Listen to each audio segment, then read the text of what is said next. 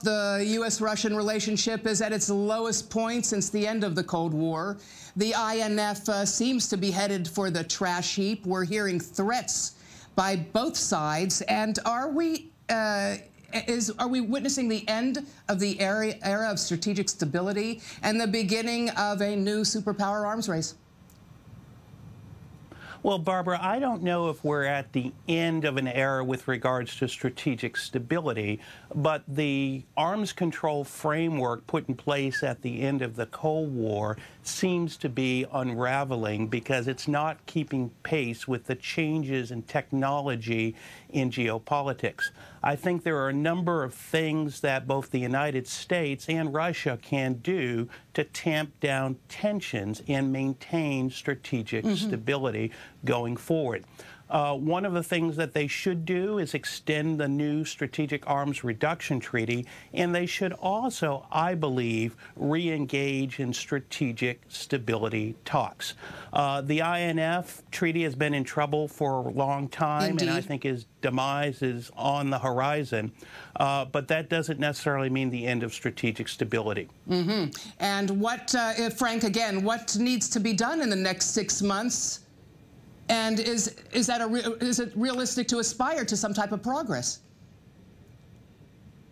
Well, we'll have to see. Like I said, I don't think we're going to be able to save the INF treaty. The INF treaty has been under threat for a long time. Russia's been in violation for almost 7 years now. But again, there are a couple of concrete things we can do.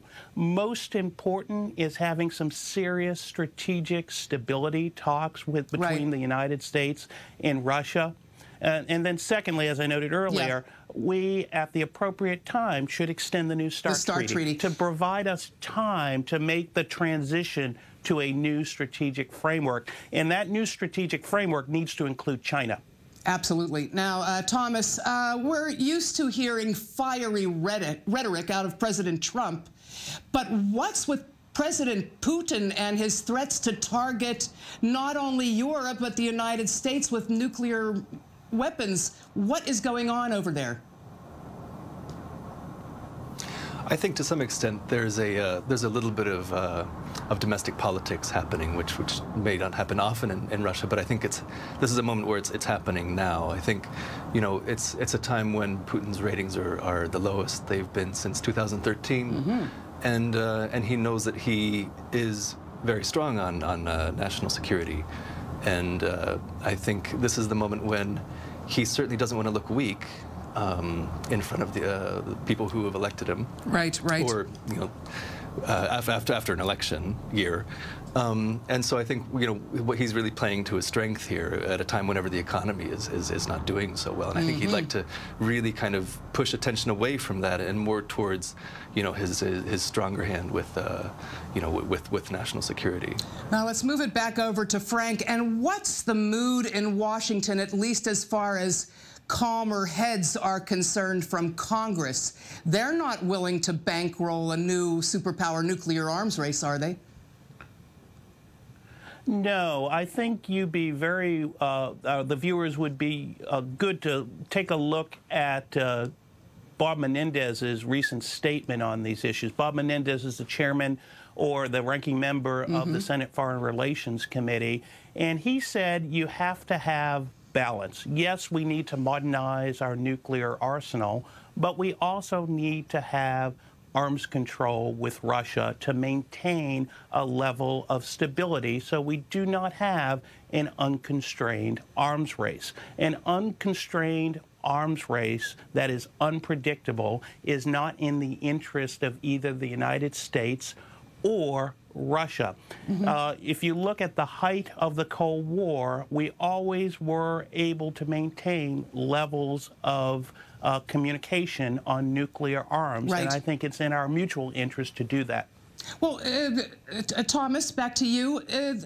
Is this posturing, as you say, perhaps domestically inspired by his political situation, is this a gambit by Putin to force Washington to come back and negotiate a more meaningful arms control agreement that, as Frank just noted, would have to include Russia, would have to include China? I think that whatever, you know, I don't think the expectations are very high in Russia regarding what the future of any potential agreements between Moscow and Washington.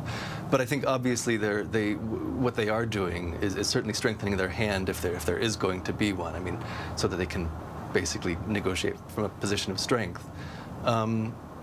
So I think with that, and they're certainly doing you know, this rhetoric is being offered with that in mind, I think, and we should remember that.